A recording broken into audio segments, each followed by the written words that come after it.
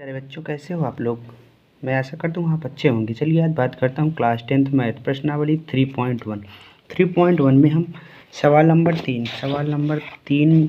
आज हम पढ़ेंगे।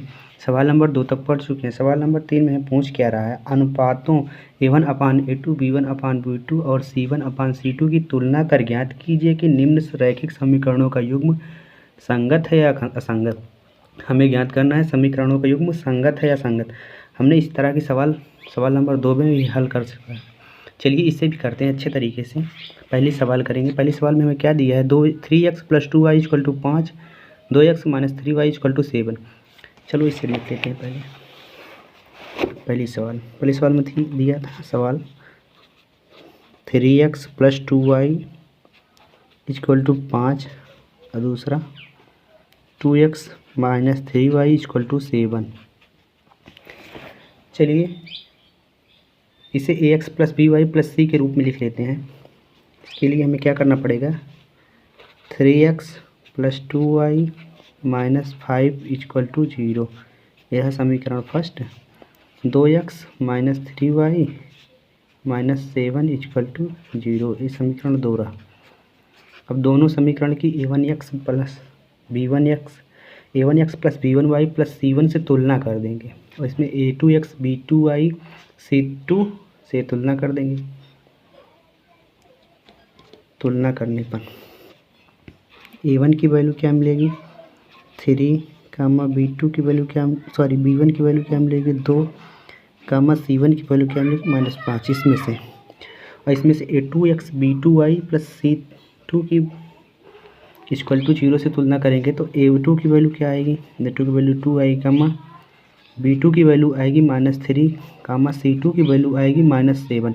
यदि हम a1 b1 c1 a2 b2 c2 की वैल्यू निकाल लिए। अब चलिए हम a1/A2 b1/B2 और c1/C2 से तुलना करेंगे तो देखते हैं कौन सा संगत है कौन सा असंगत है। a1/A2 की वैल्यू पहले निकाल लेते हैं। a1 रहा 3, a2 रहा 2, 3/2। b1/B2 की वैल्यू निकाल लेते हैं। b1/B2 की वैल्यू निकालें, b1 का मान 2, b2 का मान -3। यदि a1/B2 निकाल लिया, a1/A2 b1/B2 आपस में बराबर नहीं रहे, क्योंकि लिख लेते हैं a1/A2 does not equal b1/B2।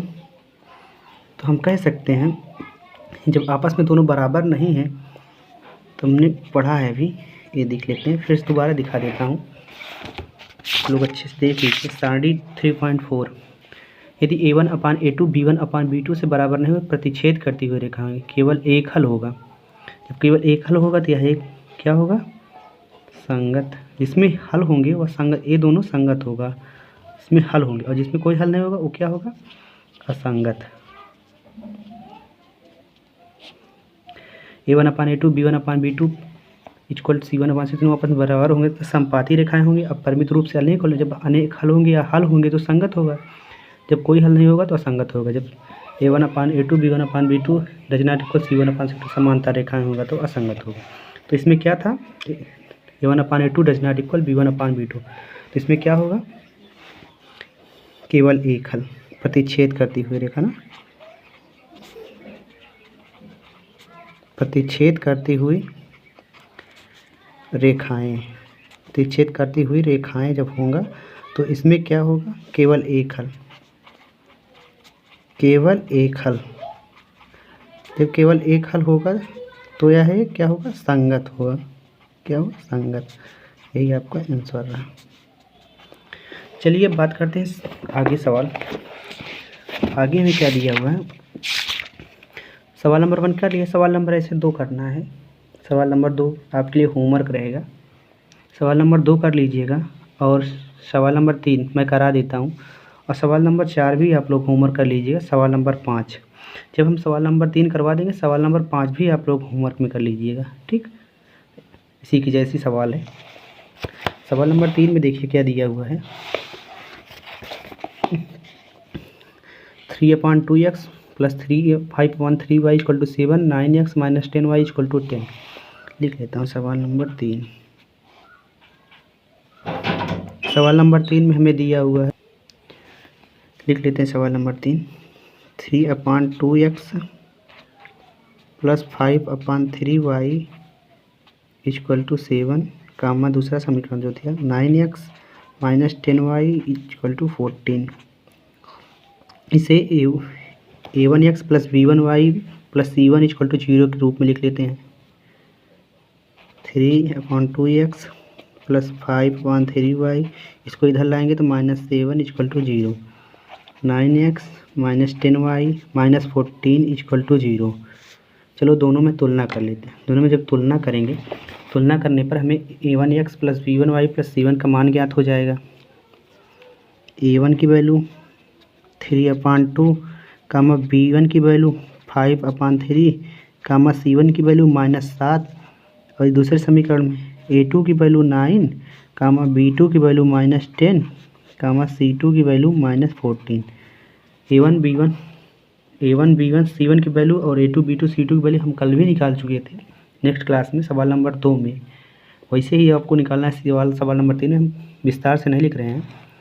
चलो हम तुलना कर लेते हैं सबका मान निकाल के। a1/a2 equal to 3/2 upon a2 की वैल्यू 9, हम लिख सकते हैं 3/2, ये बट्टे में है, जब गुणा में ले जाएंगे तो पलट जाएगा। इसके बट्टे कुछ नहीं, इसके बट्टे 1 इंटू 1/9, 3/9 दूनी 18, 3 छंग 18, 1/6, और b1/b2 की वैल्यू निकाल लेते हैं।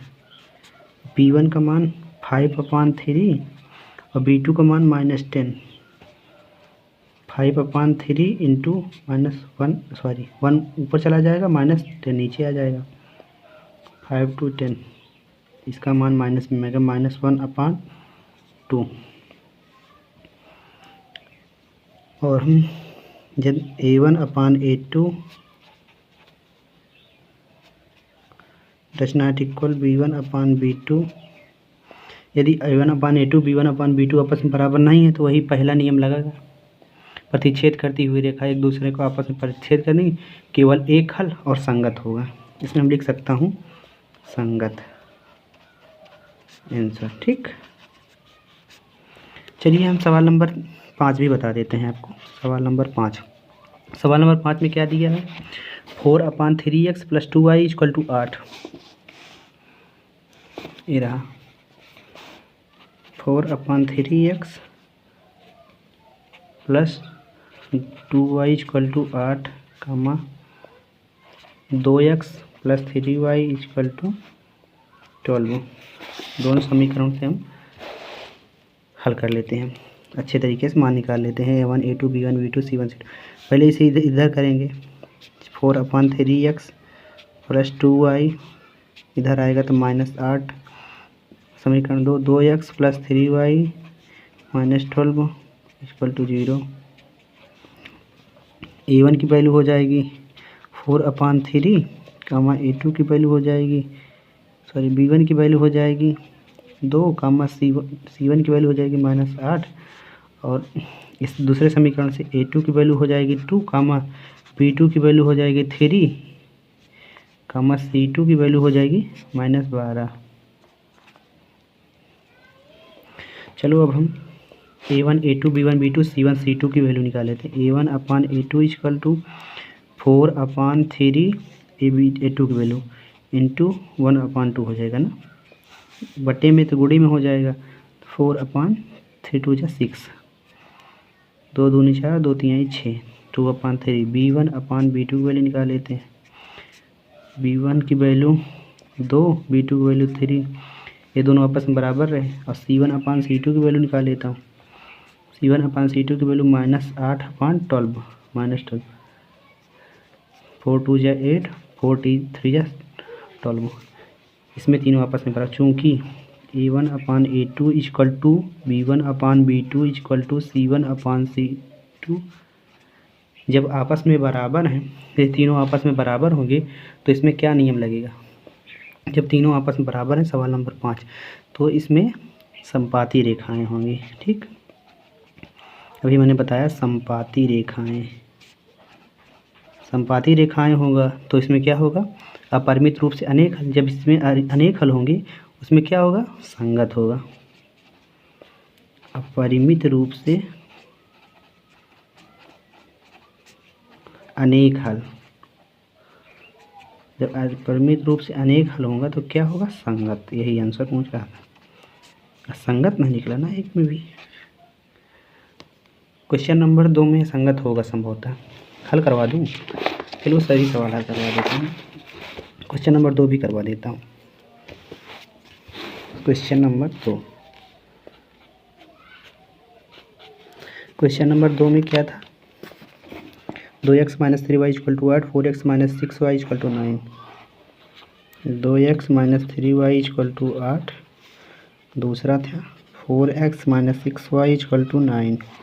इधर कर लेता हूँ, a1x + b1y इधर कर लेता हूँ, मतलब कि c1 को इधर ला लेता हूँ।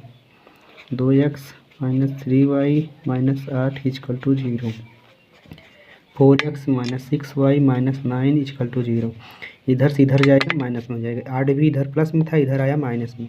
अब इससे a1 a2 b1 b2 c1 c2 c1 मतलब कि सबकी वैल्यू निकाल लेते हैं। a1 = 2, b1 = -3, c1 = -8 और a2 = 4, b2 = -6, c3 = -9।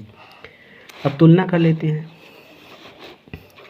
a1/a2 = 2/4, 1/2, b1/b2 = -3, b1 का मान b2 का मान -6, 3 2 6, 1/2। इसकी वैल्यू c1/c2 की वैल्यू -8/-9।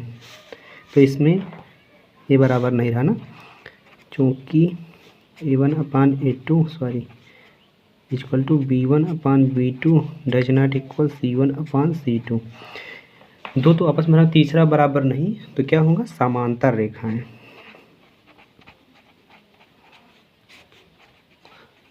समांतर रेखाएं होगा तो क्या होगा, कोई हल नहीं। जिसमें कोई हल नहीं वह क्या होता है, असंगत।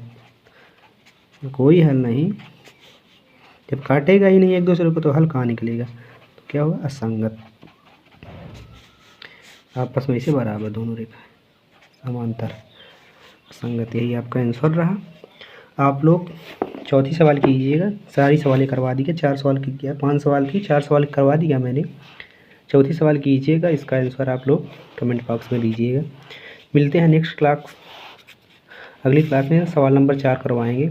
बस यहीं तक। आप लोग इस चैनल को सब्सक्राइब कर दीजिएगा और अपने दोस्तों के पास ज़्यादा से ज़्यादा शेयर कीजिए। मिलते हैं नेक्स्ट क्लास, धन्यवाद।